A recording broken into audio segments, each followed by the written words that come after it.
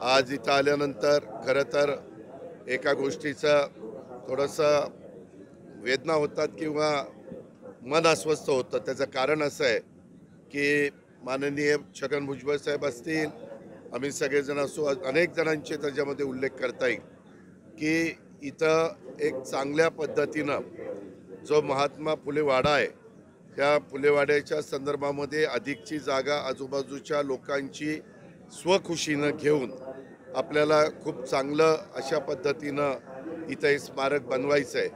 त्याकरता जी जमीन ॲक्वायर करायची आहे, त्या जमिनीच्या संदर्भामध्ये मागं देखील जवळपास 200 कोटी रुपयाची तरतूद त्या ठिकाणी करण्यात आली. मी आत्ताच आल्यानंतर आपले पुणे महानगरपालिकेचे आयुक्त राजेंद्र भोसलेंशी पण बोललो किंवा राजेंद्रजी आयुक्त, तुम्ही थोडंसं गती देऊन काही सहकार्य ना, पण याच्यामध्ये काही राजकारण आणण्याचं कारण नाही. काही वेगवेगळे राजकीय नेते आहेत, त्या सगळ्यांना इकडच्या भागातल्या लोकांना समजून सांगण्याच्या करता आणि ज्यांचं प्रॉपर्टी आम्ही घेणार आहोत किंवा ज्यांना हे सगळं स्मारक मोठं करण्याच्या करता त्यांच्या वर्षानुवर्ष राहत असलेल्या जागा किंवा घरंही सोडावी लागणार आहेत, त्यांचंही चांगल्या पद्धतीनं पुढं पुनर्वसन व्हावं किंवा त्यांनाही असं वाटता कामा नये किंवा एवढं चांगलं हे महात्मा फुले वाड्याच्या परिसरामध्ये किंवा महात्मा ज्योतिराव फुले आणि क्रांतीज्योती सावित्रीबाई फुले या उभयतांचं उत्तम दर्जाचं भावी पिढीला सतत एक प्रेरणा देणारं, भावी पिढीला त्यांचे विचार त्या ठिकाणी सतत समजून सांगणारं अशा पद्धतीचं हे स्मारक आपण करू पाहतोय. आणि त्याच्यात पुणेकरांना पण आणि महाराष्ट्रातल्या तमाम जनतेला पण एक अभिमान वाटेल, एक आनंद वाटेल, एक समाधान वाटेल अशा पद्धतीचं काम आहे. होतं काय आमच्याकडनं, ज्यावेळेस जयंती असते, ज्यावेळेस पुण्यतिथी असते, त्यावेळेस आम्ही येतो, त्यावेळेस आम्ही दर्शन घेतो, तिथं नतमस्तक होतो. आणि हे सगळं होत असताना त्यावेळेस ह्या गोष्टीचा उल्लेख होतो. परंतु माझं तर इतरांना पण आव्हान आहे की अनेक राजकीय पक्ष आपल्या पुणे शहरामध्ये काम करतात किंवा अनेक सामाजिक संस्था काम करतात. त्यांना पण आव्हान आहे की ज्यांच्या ऐकण्यामध्ये इथं राहणारी लोक आहेत, त्यांना दोन गोष्टी समजून सांगण्याचं काम बहुतेकांनी त्याच्यामध्ये होकार दिलेला आहे आणि आपल्याला पण त्यांना योग्य पद्धतीचा मोबदला द्यायचा असंही काही नाही.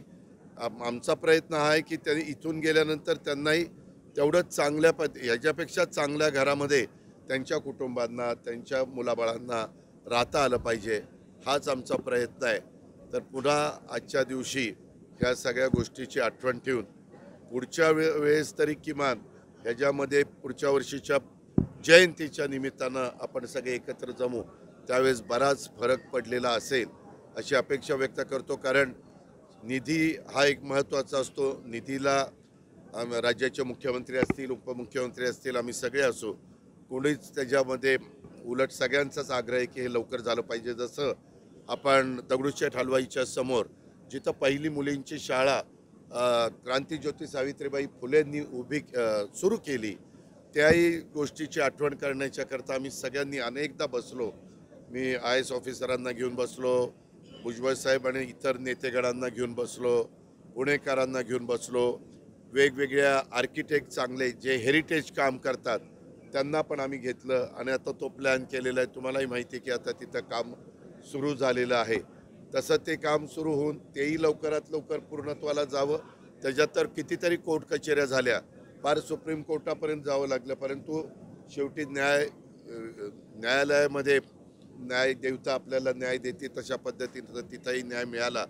तसं इथं पण मी आज जयंतीच्या निमित्तानं आवाहन करेल की इथं पण तशाच प्रकारे आपल्या सगळ्यांचं जी इच्छा आहे, आपल्या सगळ्यांचं जे स्वप्न आहे की अतिशय उत्तम असं दोघा उभयतांचं महात्मा ज्योतिराव फुले आणि सावित्रीबाई फुलेंचं स्मारक त्या ठिकाणी व्हावं, ते करण्याच्या करता आपण सगळेजण मिळून प्रयत्नाची शिकस्त करू. तुम्हालाही माहिती आहे, आपण विमानतळाच्या जागा घेतो, आपण रेल्वे करता जागा घेतो, आपण एखादं शहर डेव्हलप करण्याच्या करता जागा घेतो आणि त्याच्यामध्ये साधारण नॉर्म्स ठरलेले आहेत. मी जर भुजबळ साहेबांशी पण मी बोलीन, परंतु मी आत्ता तुमच्याशी बोलणं झाल्यावर पुन्हा अधिकारी इथं आहेत, त्यांच्याशी पण बोलीन. असं नाही आहे, आपले काही गोष्टी ठरलेल्या आहेत की किती पैसे द्यायचे, काय द्यायचे, आणि काही त्याच्यात अडचणीत असेल तर जरूर आम्ही वेळ पडली तर कॅबिनेट पुढे जाऊ आणि मार्ग काढू. भुजबळ पण म्हणाले आता उपोषणाला बसावं लागेल. अधिकारी दिरंगाई करतायत, मलाच उपोषणाला बसावं अरे लागेल. बरोबर आहे ना बाबा, ती उपोषणाला बसण्याची वेळ येणार नाही अशा प्रकारची काळजी खबरदारी घेऊ. आपल्याला सगळ्यांना माहिती आहे की आपल्या महाराष्ट्रामध्ये ज्यावेळेस एखादा चित्रपट प्रदर्शित होतो त्यावेळेस सेन्सॉर बोर्ड असतं. त्याच्यामध्ये ते सेन्सॉर बोर्ड त्या ठिकाणी चित्रपट बघतं. त्याच्यामध्ये अनेक वेगवेगळे मान्यवर त्या बाबतीमध्ये त्या समितीमध्ये आहेत, आणि साधारण त्या चित्रपटाचा समाजावर कुठला काही वेगळा परिणाम होणार आहे का, त्याच्यातनं वाईट परिणाम होणार आहे का, हे सगळं पाहिलं जातं, शहानिशा केली जाते. आणि तुम्हालाही माहिती आहे की आत्तापर्यंत अनेक वेगवेगळ्या प्रकारचे चित्रपट आलेत. आता मध्ये बघा पद्मावत आणि पद्मावती तो आला, त्याही वेळेस अशाच प्रकारची चर्चा झाली, परंतु ते पद्मावतीचं नाव पद्मावत केलं आणि नंतर तो चित्रपट आला तरी देखील काही घटकांचा त्याला विरोध होता. आता ठीक आहे, आपल्या संविधानाने, आपल्या घटनेने आपल्याला, बाबासाहेबांनी सगळ्यांनाच आपलं मतस्वातंत्र्य दिलेलं आहे, विचार स्वातंत्र्य दिलेलं आहे. त्या पद्धतीनं लोक बोलतात, परंतु साधारण आम्ही सरकार म्हणून ही काळजी घ्यायची असते की त्याच्यातून समाजामध्ये कुठं तेढ निर्माण होणार नाही, समाजामध्ये एकोपा राहील, ही खबरदारी